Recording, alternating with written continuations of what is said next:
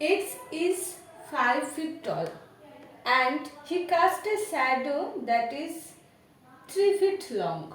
So here this is the length of X, which is 5 feet, and this is the length of his shadow, that is 3 feet.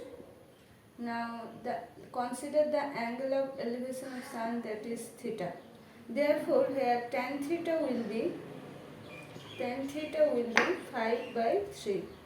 Now he also measured that the shadow of his school building is 30 feet. Now we have to find how tall is the building. Therefore consider that the height of the building is h and the shadow cast by this building is 30 feet. And we measure it in the same time, so that will be the angle theta. Therefore here tan theta will be h by 30.